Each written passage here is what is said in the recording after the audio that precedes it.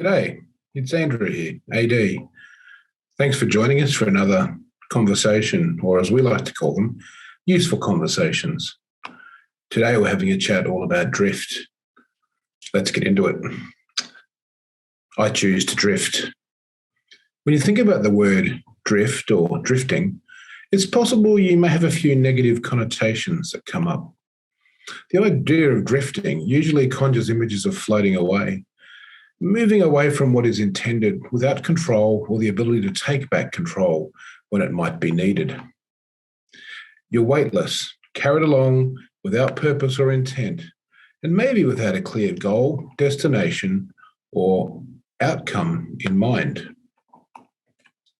In the realms of organizational psychology and the workplace overall, the concept of drifting has certainly grabbed a lot of traction, and not necessarily in a good or helpful way.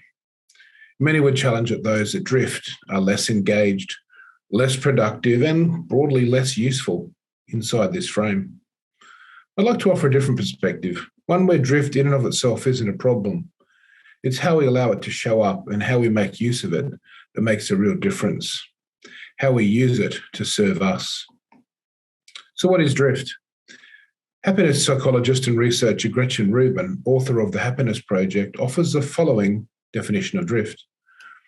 Drift is a decision you make by not deciding or by making a decision that unleashes consequences for which you don't take responsibility. Rubin advises how she feels drift can be detrimental to a sense of happiness. I think Gretchen offers some great wisdom and advice in this space, and I think there are other frames to consider as well. By the way, the Happiness Project, very clever and useful book if you haven't read it yet. In the area of safety, you may have heard the conversation around drift being a pathway to an increase in risk and therefore an increased likelihood of an incident. There's a lot of science and experiences to back this up, and something my team at TDG, the Deering Group, regularly talks about with our clients.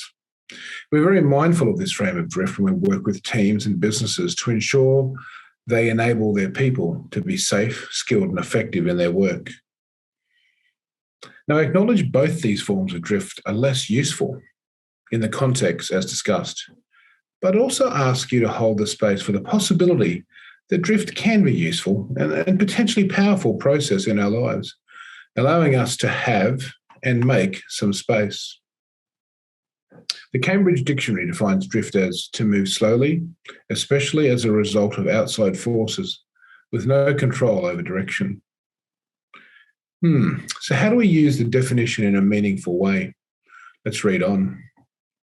When is drift useful?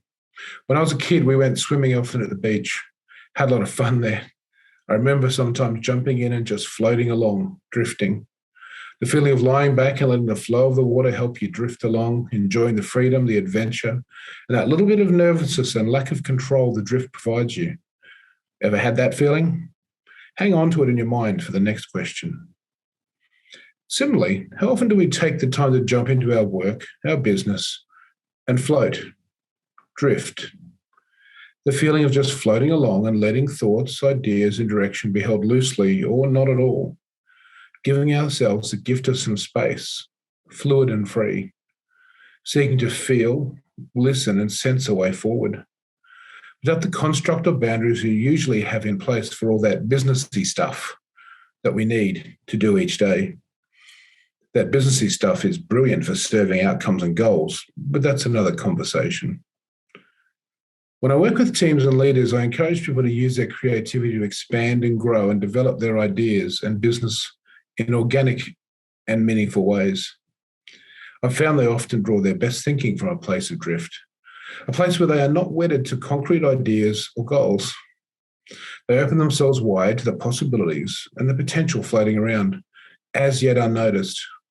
They allow the drift, learning and exploring what opportunities may be present, considering a level of expansiveness that's not usually seen with our usual blinders, or the view we often get as we are only anchored in one place. The opportunity and the space to see where the path may choose to go, to learn from the flow that takes and makes the drift. So how do you do this drift usefully? What are some of the tips for getting there, you ask? Firstly, go somewhere you don't normally go. Going to an environment that is unfamiliar opens your thoughts. Maybe a museum, an art gallery, the bush. Find your space. Turn off your tech. Yep, ditch the devices and have time that is not interrupted by a beep or a buzz. Do something that is out of the box for you.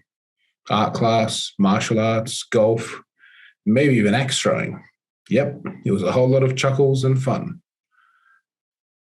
Lastly, talk to someone who can stretch you. Find a mentor, someone who has walked a path before you, someone who can allow the space to realize just how amazing you are. So, as you go about your day and your week, allow yourself the gift of some time and space to drift without distraction. Who knows what may float by that you choose to explore and consider? I look forward to hearing about your experiences and your thoughts. Your conversation is always welcome. Enjoy the possibilities. Onwards.